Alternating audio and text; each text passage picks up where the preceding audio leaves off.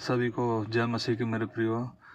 प्रभु ने इस 2023 साल में हम सबको 1 जनवरी 2023 से लेकर दिसंबर 2023 के 31वें दिन में भला चंगा सुरक्षित और स्वस्थ रखा है।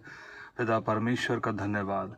मेरे प्रियो, ये बहुत ही अनुग्रह और आशीष की बात है कि इस साल परमेश्वर ने हमें बड़े ही अद्भुत रीति से संभाले रखा, जीवित रखा, सुरक्षित रखा, स्वस्थ रखा और भला चंगा रखा। बाइबल का वचन बताता है, हे मेरे मन, यहोवा को धन्य का और उसके किसी भी उपकार को ना भूलना। मेरे प्रियो, धन्यवाद का वर्ष बीत गया। अब फिर से एक नए साल में हम प्रवेश करने जा रहे हैं।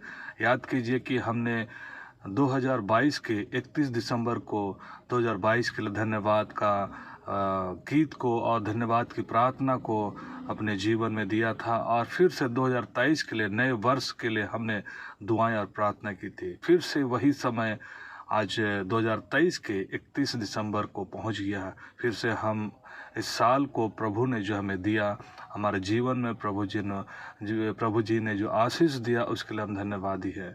और फिर से एक नए साल 2024 में हम प्रवेश करने जा रहे हैं, और इसके लिए प्रभु का हम धन्यवाद करते हैं।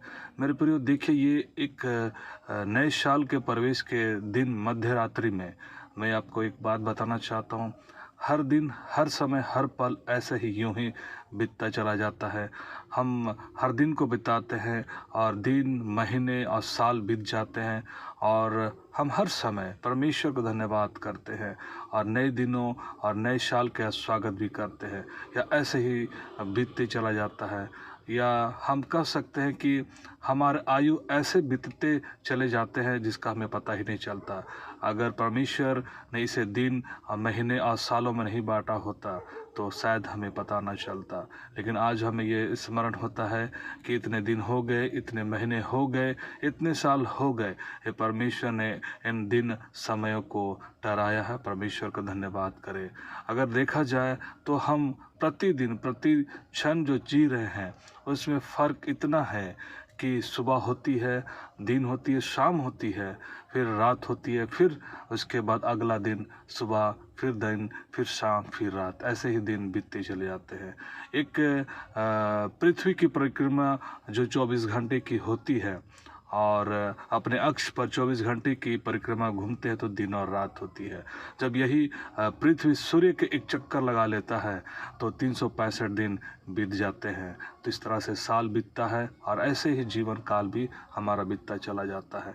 लेकिन इसमें एक ख़ास बात है कि हमारी उम्र इन दिन और महीने और साल में हम पता लगा सकते हैं कि हमारे कितने दिन, कितने महीने, कितने साल गुजर गए, या हमने कितने वक्त को गुजारा है। हर कामों को करने का एक समय है, और हर कामों को करने का एक टाइम हमने निश्चित कर रखा है। इसलिए हमें पता चल जाता है कि ये कौन सा दिन, कौन सा समय, कौन सा साल बीत रहा है, या हम कितने साल और कितने दिन, कितने महीने गुजार चुके हैं।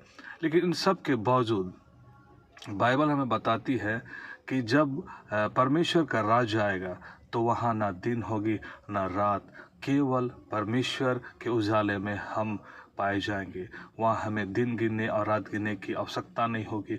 वो एक इटर्नल लाइफ, जो एक इटर्नल आनंद का समय है, वो अद्भुत होगा। आज पृथ्वी में हम इन सालों और महीने, दिनों को गिनते हैं मेरे प्रियो, धन्यवादी होते हैं, और फिर स्वागत करते हैं नए समयों का। ये प्रक्रिया चलती रहेगी। लेकिन एक समय आने वाला है हमारे लिए, प्रभु यीशु ने उस स्वर्ग राज्य को हमारे लिए रखा है, जिसमें इन बातों की हमें आवश्यकता नहीं होगी, और सिर्फ हमारा हृदय केवल धन्यवादी ही रहेगा। और हर पल, हर क्षण उसको हम आकलन नहीं कर सकते, लेकिन हमारे ये स्वभाव में रहेगा, ये हमारे आदत में रहेगा कि हम उसका धन्यवादी रहे। ये बहुत ही अद्भुत है। जब हम परमेश्वर को जानना और समझने लगते हैं तो हमारा परमेश्वर ऐसा अद्भुत है जिसकी कल्पना मनुष्य जाति नहीं कर सकता है।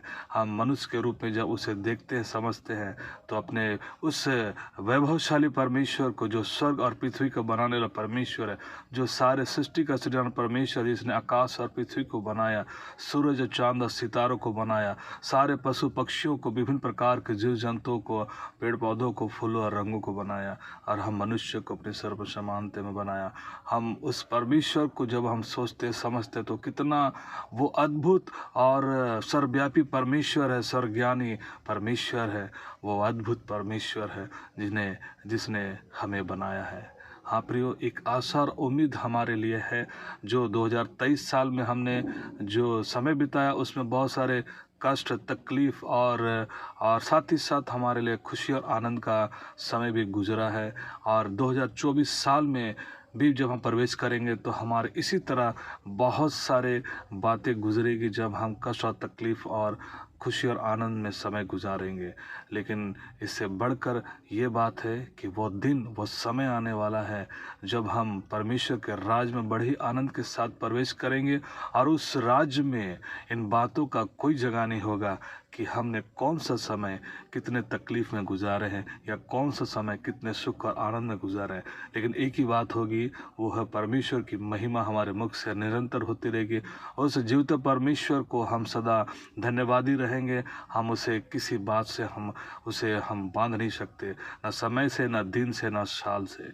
मेरे प्रियो, एक खुशी और आनंद का समय आने वाला है आपके लिए, या एक संदेश है आपके लिए कि शुभकामना है कि 2024 साल में हम सारे कामों को करें, अपनी नौकरियां करें, बच्चे पढ़ाई करें, और माता पिता अपने जिम्मेदारी को निभाएं, और प्रभु के दास दासियां अपने सेवा काम को बखूबी पवित्र आत्मा का अगुवाई में करते चले जाएं। लेकिन इस बात के लिए आशा में बने रहे कि एक समय ऐसा आने वाला है जब परमेश्वर हमें वह आनंद में प्रवेश करने के लिए अपने साथ आने वाला है, जो आनंद परम आनंद है। हाँ मेरे प्रियो, आप प्रभु पर भरोसा रखिए, उस सारे कामों को कीजिए जो प्रभु ने आपको पृथ्वी में करने की जिम्मेदारी दिया है। परमेश्वर पर भरोसा रखिए। प्रभु का वचन हमें बताता है, तुम अपने परमेश्वर पर भरोसा रखो, और हमें किसी मनुष्य पर भरोसा रखने की आवश्यकता नहीं है मेरे प्रियो। हाँ, परिस्थितियाँ होती है जब हम अपने परिवार को, अपने मित्रों को और अपने रिश्तेदारों पर भरोसा करते हैं कि वो हमारी कुछ मदद और सहायता करेंगे, या फिर हमारी देखभाल करेंगे, या फिर हम कभी कैसे कष्ट पड़ते हैं, हमारा दुख को शेयर करने के लिए हम उन्हें खोजते हैं। लेकिन प्रियो, मैं अपने अनुभव को साझा करना चाहता हूँ कि यह सब हमारे लिए पृथ्वी में अवश्य है कि ये हमारे साथ रहते हैं, और उनके साथ हम साझा भी करते हैं। कईयों के साथ ये संभव नहीं पाता, उनके साथ परिवार नहीं है, और माता पिता नहीं है, और रिश्तेदार नहीं है, उनके साथ ये बातें असंभव सी जान पड़ती है। लेकिन जब भी जिसके पास ये सारी चीज़ें हैं या नहीं है, लेकिन वो परमेश्वर के साथ जब अपना संबंध को बना के रखता है तो उसको कभी भी अकेला नहीं लगता है।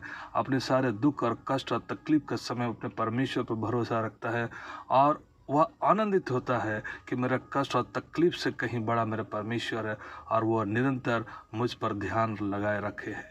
और जब हम खुशी और आनंद में होते हैं तो हम धन्यवादी होते हैं कि इसे देने वाला भी परमेश्वर है जो मुझे देता है। हम उस पिता का धन्यवाद करें जिसने हमसे इतना प्यार किया कि उसने अपना प्यार को अपने आप में यीशु मसीह के रूप में इस धरती में प्रकट किया। और यीशु का प्रेम हमने बाइबल में पढ़ा है कि किस प्रकार लोगों से हर तकलीफ और कष्ट के साथ रहा, और के खुशी और आनंद में भी साथ रहा। और एक ऐसा समय आया जब उसने उस मानव जाति को छुटकारा के लिए अपने आप को क्रूस पर बलिदान कर दिया, ताकि उसके बहाए गए लहू के द्वारा हमारे अपराध और गुनाह, वो जो पाप है, वो धुल जाए, और हम अनंत जीवन में विश्वास के द्वारा प्रवेश करें। उसका प्यार यीशु मसीह के रूप में प्रकट हुआ, और प्रभु ने कहा, जो परमेश्वर से प्रेम करता है वह पुत्र पर विश्वास करेगा, क्योंकि पुत्र हमें अनंत जीवन देता है। मेरे प्रियो, मैं आपके छोटे से संदेश में यह बताना चाहता हूँ कि 2024 साल में परिस्थितियाँ हो सकती है कि आपको लग रहा है कि नहीं बदल रहा है। हो सकता है कईयों को बहुत ही खुशी और आनंद मिलेगा, कईयों को हो सकता है कष्ट और तकलीफ के साथ शुरुआत होगी, कईयों के साथ हो सकता है कि कुछ और भी बात होंगी। लेकिन इतना याद रखिए, आपके लिए और हमारे लिए एक जीवित आशा है।